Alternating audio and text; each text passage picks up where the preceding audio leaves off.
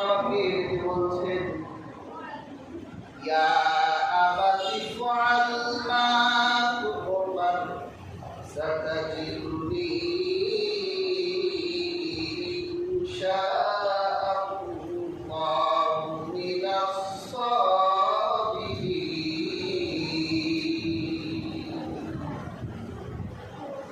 বাবা, আল্লাহ আপনাকে যা আদেশ করেছে আপনি পালন করেন। তার কাছে মনে হলো যে জবাই হওয়া পুতুল খেলা। আল্লাহ আপনাকে যা আদেশ করেছে আপনি পালন করেন,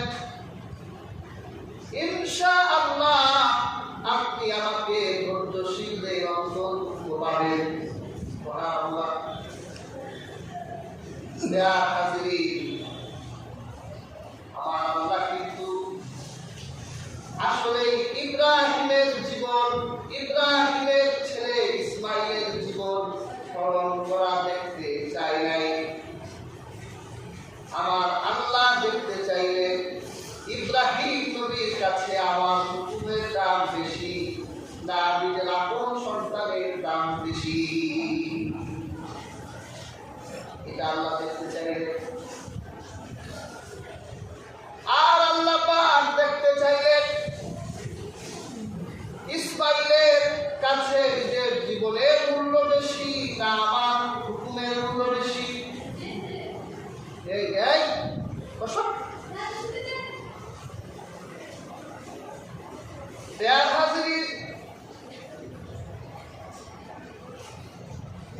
আল্লাহ পাক কোরআন কারীমে বলেন ফালাম্মা আসলামা ওয়া তাল্লাহু লিল জাবিন।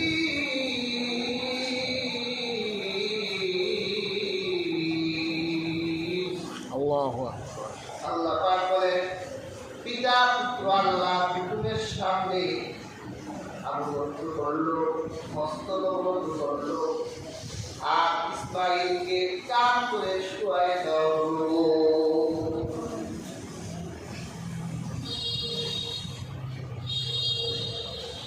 কান করে শোয়ালেন কেন? হযরত আব্দুল্লাহ বিন আব্বাসের riwayat এসেছে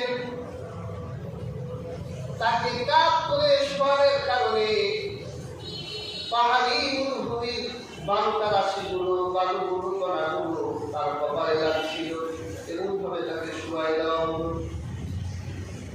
তাকে চির করে শোয়ানো না কেন?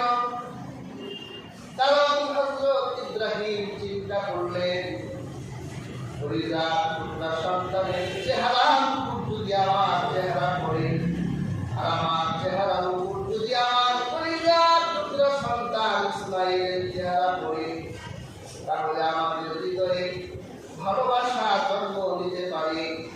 আল্লাহর হুকুম আমাদের সামনে আল্লাহর হুকুম খাটো হয়ে যেতে পারে।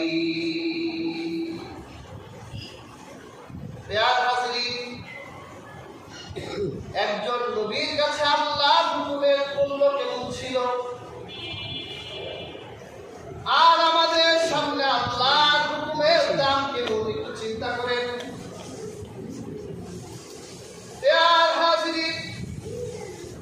আল্লাহর পয়গম্বর হযরত ইব্রাহিম সন্তানকে শুধু মাটিতে শোয়ায় দিয়া ক্ষান্ত হলেন না, আগেই অস্ত্র ধার করে রেখেছি।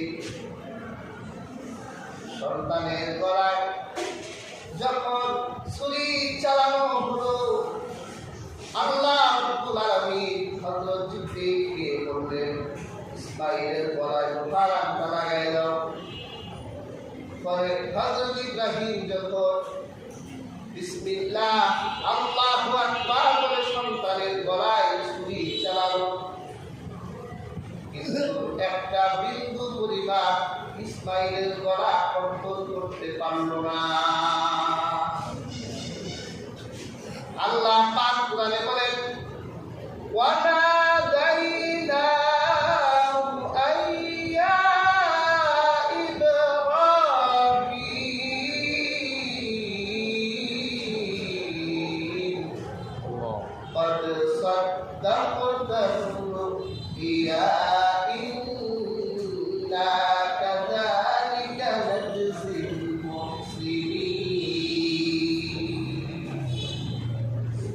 আল্লাহ বলেন আমি তখন ইব্রাহিমের নাম ধরে ডাক দিলাম, ও ইব্রাহিম,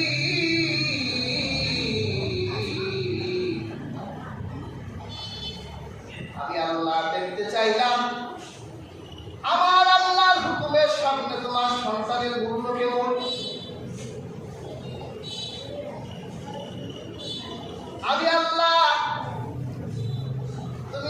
আল্লাহকে রাজি করতে পেরেছো, আমি পরীক্ষা নিয়ে দেখলাম তুমি সাকসেস। আমার হুকুমের দাম তোমার কাছে বেশি, সন্তানের জীবনের উল্লেখ যেও। আর ইসমাইলকে আল্লাহ লক্ষ্য করে বললেন, ইসমাইল, আমি তোমাকে পরীক্ষা করে দেখলাম, আমি আল্লাহ পরীক্ষা করলাম যে ইসমাইলের নিজের আপন জীবনের দাম বেশি না আমার হুকুমের দাম বেশি। তোমরা বাপ বেটা দুজনই আমার কাছে সাকসেস পাশ পেয়ে গেলে। আল্লাহ কোরআনে এই ঘটনাকে বলছেন,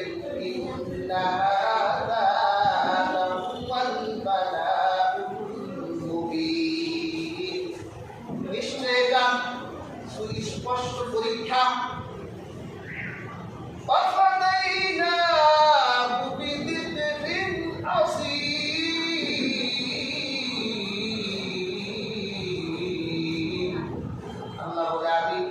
ইসমাইলের জীবনের বিনিময় একটা বেহেশতের পশুকে আমি আল্লাহ জবাই দিলাম। হযরত ইব্রাহিম যখন ইসমাইলকে নিয়ে সাবির পাহাড়ে পথ ধরে হাঁটছিলেন, তিনি দেখলেন একটা গাছের নিচে সাদা একটা দুর্বা মাথায় দুটা শিং গাছের সাথে বাঁধা। ইব্রাহিম তো বুঝতে পারে না এটা বেহেশতের দুর্বা। আসার সময় তিনি দেখে এসেছিলেন, হযরত আব্দুল্লাহ বিন আব্বাস বলেছে এই দুর্বাটা বেহেশতে 40 বছর বিচরণ করেছে, বেহেশতের জমিনে ঘাস খেয়েছে। আমার আল্লাহ পাক হযরত ইসমাইলের জীবনের বিনিময় বেহেশতের একটা দুর্বা জবাই করালেন। আর আল্লাহ কোরআনে ইরশাদ করেছেন, ইব্রাহিমকে লক্ষ্য করে বললেন, ওয়াতারাকনা আলাইহি ফিল আখিরিন। ইব্রাহিম, তোমার এই কার্যকলাপটা আমি আল্লাহর কাছে এত ভালো লেগেছে, তোমার এই কাজটাকে আমি পরবর্তী বিশ্ববাসীর জন্য স্মরণ হিসেবে রেখে দিব।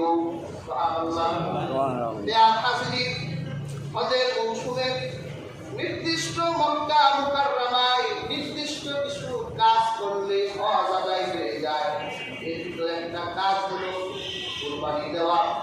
আল্লাহ এই কাজটাকে শুধুমাত্র হজের মাঠেই সীমাবদ্ধ রাখলেন না, হজের সবগুলো কাজ আল্লাহ মক্কায় রাখলেন, মদিনায়ও রাখলেন না, সব কাজ হয় মক্কায়। কিন্তু একটা কাজকে আল্লাহ সার্বজনীন করে দিলেন, গোটা দুনিয়ার মানুষের জন্য আল্লাহ এই কাজটা রেখে দিলেন। এই কাজটা হলো কুরবানির কাজ। আল্লাহ এটা শুধুমাত্র মিনার মাঠেই রাখলেন না, বরং ইব্রাহিমের কাজটা আমার আল্লাহর কাছে এত ভালো লাগলো, স্মরণ হিসেবে আল্লাহ গোটা দুনিয়ায় ছড়াই দিলেন। সারা পৃথিবীতে কুরবানির একদিন আগে অথবা কুরবানির দিনেও যদি কোনো ব্যক্তি নেশাব পরিমাণ সম্পদের মালিক হয়ে যায়, 7.5 তোলা স্বর্ণ অথবা 52 তোলা রূপা, 7.5 তোলা স্বর্ণে প্রায় 87.45 গ্রাম ওজনের তোলা।